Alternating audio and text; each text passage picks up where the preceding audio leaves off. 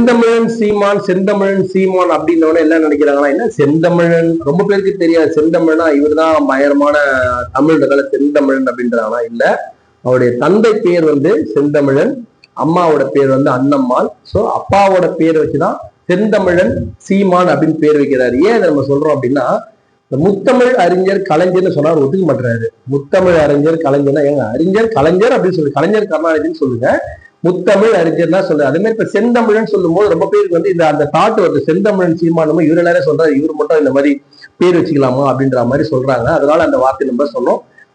செந்தமிழன் சீமான் அவர்கள் வந்து 66வது வருடம் 11வது மாசம் 8ஆம் தேதி சிவகங்கையில பிறக்கிறாரு. சிவகங்கை அப்படின்றது உங்களுக்கு தெரியும். சிவகங்கை சீமான் நம்மளுடைய நாம் தமிழர் கட்சியினுடைய தலைவர். இந்த நாம் தமிழர் கட்சின்றது வந்து ஏற்கனவே சீபா ஆதித்தனார் அவருடைய பேர்ல இயங்கி வந்த கட்சி. அது அப்படியே இருந்தது. அப்படியே வந்து இவர் வந்து டேக் ஓவர் பண்ணிட்டாருன்னு தெரியும். இவர் வந்து இவரோட பர்சனல் லைஃப் வந்து ரொம்ப சிம்பிளா நம்ம சொல்லிடுறோம். இவர் வந்து நம்ம கயல்விழி அப்படின்றவங்க வந்து நம்ம காளிமுத்து சாருடைய முன்னாள் சபாநாயகர், அதிமுக முன்னாள் சபாநாயகர் காளிமுத்து அவர்களின் மகன் வந்து கல்யாணம் பண்ணியிருந்தாரு. இவர் வந்து தமிழ் மேல எவ்வளவு பற்று வச்சிருந்தாரு அப்படின்றது வந்து இவரோட வாழ்க்கையை நீங்க ஆரம்பத்துல இருந்து பாத்தீங்கன்னாலே தெரியும். இவருடைய கல்யாணம் ஃபர்ஸ்ட் வச்சுப்போம், சும்மா கல்யாணம் வச்சுப்போம். அது தமிழ் முறைப்படி பழநெடுமாறன் அவர் தலைமையில தான் அந்த கல்யாணம் வந்து நடந்தது. சரி, நீங்க எத்தனை பேர் வந்து சீமான் வந்து ஆரம்பத்துல இருந்து பாக்குறீங்கன்னு தெரியாது. நாங்க பாஞ்சாலங்குறிஞ்சி படம் வரும்போது, நாங்க வந்து சத்யராஜனுடைய பிரபுவோட படம் பாஞ்சாலங்குறிஞ்சி படம் வரும்போது நாங்க சத்யராஜ படத்தை இன்னொரு தேட்டர்ல பார்த்த ஆளுங்க. அந்த டைம்ல இருந்து சீமானை நாங்க பார்த்துட்டு தான் இருந்தோம். சீமான் வந்து எப்படின்னு கேட்டீங்கன்னா, ஒரு ஒரு வித்தியாசமான ஆளா இருந்தாரு. சினிமா துறையில ஒரு வித்தியாசமான ஆளா இருந்தாரு. எப்படின்னு கேட்டீங்கன்னா, அப்ப வர படங்கள்லாம் பாத்தீங்கன்னு சொன்னா தமிழ் இங்கிலீஷ் கலந்து நீங்க பார்த்திருப்பீங்க. அந்த மாதிரி படம் வந்து அந்த காலகட்டத்துல வந்து பாத்தீங்கன்னா தம்பின்னு வந்து ஒரு படம் எடுத்தாரு. அது வரைக்கும் மாதன் வந்து அந்த மாதிரி ஒரு ஆக்ட் பண்ணதில்லை. அந்த மாதிரி ஃபைட்ல வந்து ஒரு ஃபைட் பிக்சர் ஒன்று, அந்த மாதிரி தம்பி ஒரு படத்துல ஒரு வசனங்கள்லாம் அப்படியே தீ பொறியா இருக்கும். அந்த மாதிரி ஒரு படம் வந்து சீமான் எடுத்திருந்தாரு. அது மாதிரி 4-5 படம் எடுத்தாரு. ஆனா அது பெருசா ஓடல. இந்த தம்பி படம் எடுத்ததுக்கு அப்புறமா அவர் மேல எல்லாருக்குமே வந்து ஒரு எதிர்பார்ப்பு இருந்தது. இவர் பண்ண போற அடுத்த படம் எப்படி இருக்கும் அப்படின்னு சொல்லிட்டு நீங்க நம்ப மாட்டீங்க.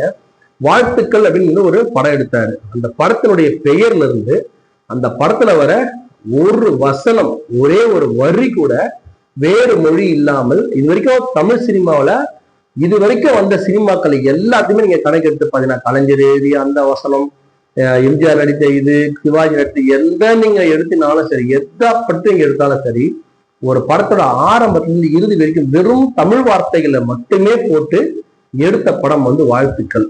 அந்த படம் ஓடல, அட்டர் பிளாப். படம் பிளாப்னா பிளாப், மோசமான பிளாப். இன்னைக்கு அவரை கிண்டல் பண்றதுனா ஒண்ணுமே இல்லை. அன்னைக்கு அவரை வந்து எத்தனை பேர் அசிங்கப்படுத்தினாங்க அப்படின்றது வந்து நானே அதுல நாங்களும் ஒரு ஆளு. இப்படி இந்த காலத்துல ஏதாவது தேவையா? எங்களுக்கு தமிழை பத்தி பெரிய அறிவுலாம் அப்போ ஒன்றும் பெருசா எங்களுக்கு ஒன்றும் கிடையாது. இப்ப இந்த மாதிரி ஒரு படத்துனால ஒரு மனசுல மட்டும் ஓரமா வருது, ஏதோ ஒருத்தன் எடுத்துக்கிறான், ஆனா நம்ம அதை சரியா கவனிக்கலையா அப்படின்ற மாதிரி ஒரு எண்ணம் இருந்தது. அப்போ சீமான் வந்து ஒரு வார்த்தை சொன்னாரு, தோத்தது நாங்க இல்ல, நீங்க தான் தோத்தீங்க. இதை பார்த்த மக்கள் தான் இந்த படத்தை ஓட விடாம தோத்தது நீங்க தான், நான் தோக்கல. நான் வந்து எடுக்க நினைச்ச படம் வந்து முழுசா தமிழ் எடுத்துட்டேன். ஆனா முழு தமிழ் படம் ஓடாது அப்படின்னு சொல்லி தமிழை தோற்கடிச்சது நீங்கள் தான் சொல்லிட்டு அப்போ வந்து சொல்லியிருப்பாரு. அது வந்து ஒரு அந்த அப்போ நாங்க கேட்கும் போதுதான் இன்னும் ஒரு வித்தியாசமான ஆளா இருக்காரு அப்படின்னு சொல்லிட்டு நினைச்சிருந்தோம். திடீர்னு பார்த்தா ஆளை காணோம். திடீர்னு பார்த்தா அந்த வாரப்பெல்லாம் வந்து பாத்தீங்கன்னா அவர் முழுக்க சினிமாலே இல்லை. திடீர்னு உள்ள இருந்து வெளில வராரு. 2009 2010 அவருடைய பேச்சுக்கள் வந்து அனல் பறக்குது.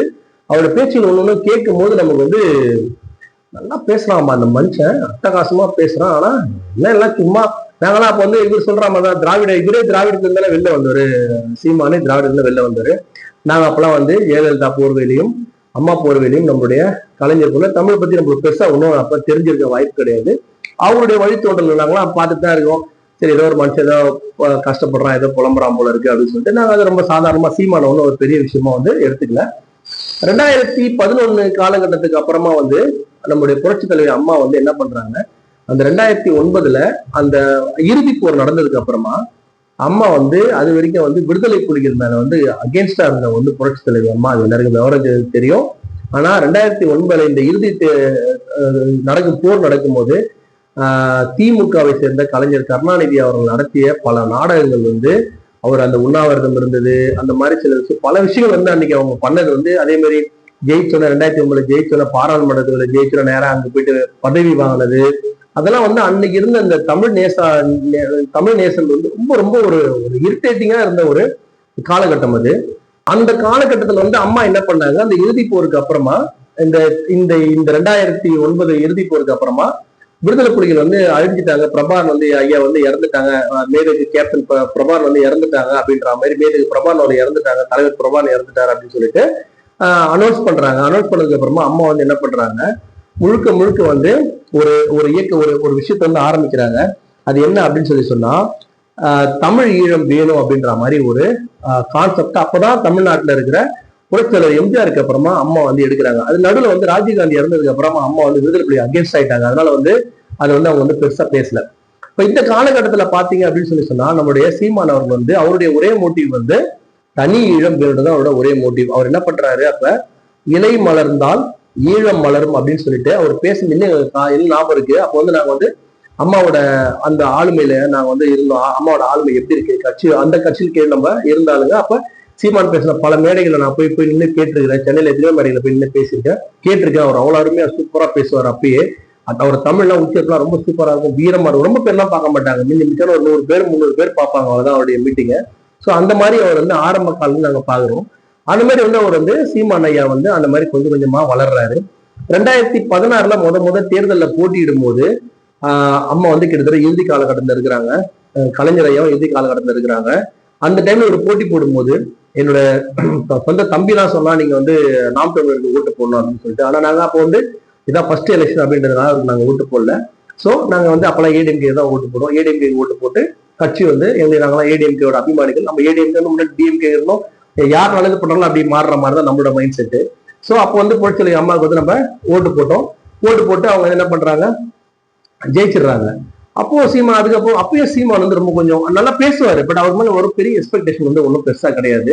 அப்படியே அம்மா இறப்புக்கு அப்புறமா கலைஞர் இருந்ததுக்கு அப்புறமா 2019 அந்த எலெக்ஷன்லாம் ஒரு 2016 அவர் என்ன பண்ணாருன்னா பாதி பெண்கள் பாதி ஆண்கள், நாங்க கிண்டல் தான் இருக்கோம், பாதி பெண்கள் பாதி ஆண்கள் சமம், ஜெயில போறாரு எதுக்கு இந்த மாதிரி சும்மா தேவையில்ல சீன் போட்டுக்கிறான் அந்த மனுஷன் அப்படின்ற மாதிரி நம்ம கிண்டல் கேள்வி தான் அடிச்சுட்டு இருக்கிறோம். அப்படியே அவர் தொடர்ந்து வந்து அதை வந்து ஒரு எலெக்ஷன்லயும் தொடர்ந்து பண்ணி 2016 2019 2021 2024 எல்லா வாட்டியுமே ஈக்குவல் ஷேர் வந்து ஆணுக்கும் பெண்ணுக்கும் கொடுக்கும்போது அவர் மேல ஒரு ரெஸ்பெக்ட் வருது. அதாவது ஆரம்பத்துல கிண்டல் பண்ண எல்லாமே காலம் தான் மாத்தும் அப்படின்றத அவர் வந்து ரொம்ப முழுமையா நம்புறாரு.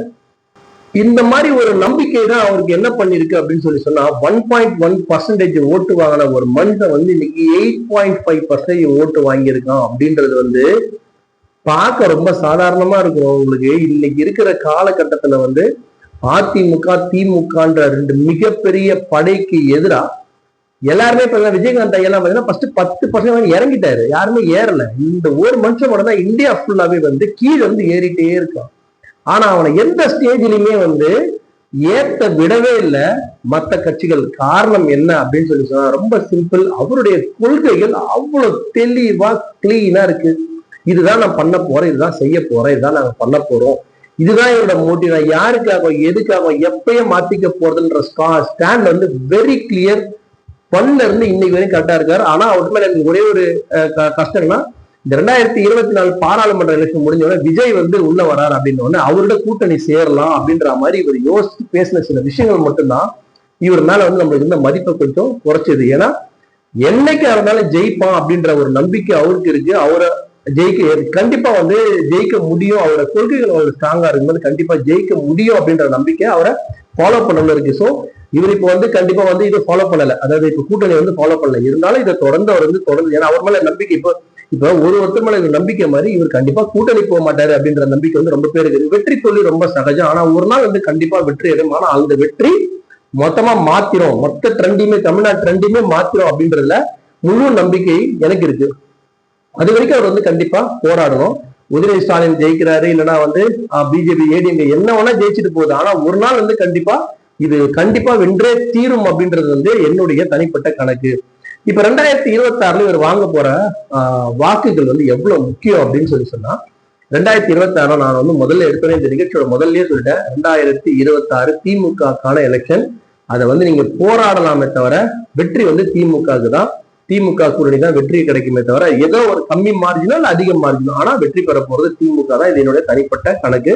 மற்ற கட்சிகள் அதிமுக வந்து அழிவுல இருந்து காப்பாத்த வேறு ஒரு ஒரு நிச்சயம் வந்தே ஆகணும். ஏன்னா மற்ற கட்சிகள் அடுத்த கட்ட ஆள் வந்து ரெடி ஆயிட்டாங்க. உதாரணத்துக்கு நம்ம சொல்லலாம், இப்ப நீங்க ஒரு சாதாரண கட்சியில இருந்தே ஆரம்பிச்சு பாருங்களேன். நீங்க ஒரு தெரிஞ்ச கட்சிகள் தேமுதிமுக வந்து அந்த பையன் விஜய் பிரபாகரன் வந்துட்டாரு, மதிமுக துரை வைகோ வந்துட்டாரு, பாமக சண்டே கண்டே ஆனா அன்புமணி ராமதாஸ் கிட்ட பாமக வந்துருச்சு, டிஎம் கேட்ட உதயநிதி ஸ்டாலின் டிஎம் கேட்ட வந்துருச்சு, பிஜேபி வந்து கிட்டத்தட்ட அண்ணாமலை வந்து இந்த மாதிரி பல யங்ஸ்டர்ஸ் வந்து பிஜேபி வந்து எடுத்து வந்து போறாங்க.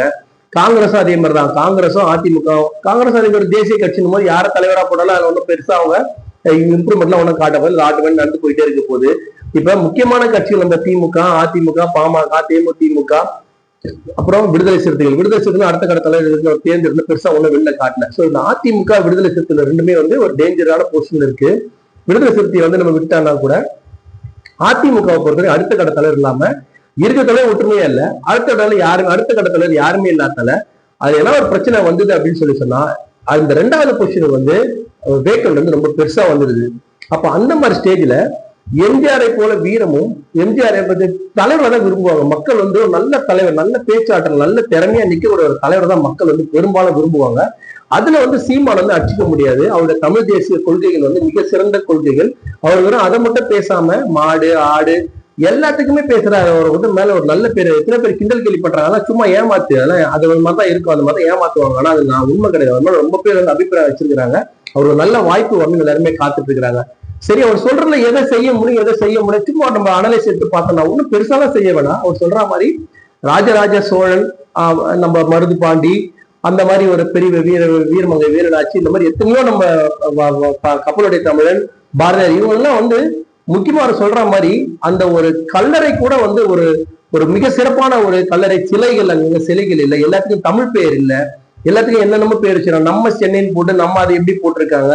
அப்புறம் வந்து ஏர்போர்ட் வரும்போதே வந்து அந்த வேலுநாச்சியாரனுடைய நான் சிலையை வைப்பேன் அப்படின்னு சொல்ல பல விஷயங்கள், எல்லாத்துக்கும் பேர் தமிழ் பேர்ல வைப்பேன். அப்புறம் வந்து இந்த பள்ளிகளுக்கு வந்து இந்த மாதிரி தரப்ப அப்படின்னு எவ்வளவு ஒரு சொல்லிட்டே வர தமிழ் சம்பந்தமான விஷயங்கள் நடந்தாலே அவர் ஆட்சியில் அது நடந்தாலே வந்து பெரிய வெற்றி. அது கண்டிப்பா செஞ்சிடலாம், அது செய்ய முடியாத விஷயம் ஒண்ணுமே இல்லையே. அவர் சொல்ற மற்றதெல்லாம் நீங்க வந்து கூட விட என்னன்னா சொல்லிட்டு போங்க.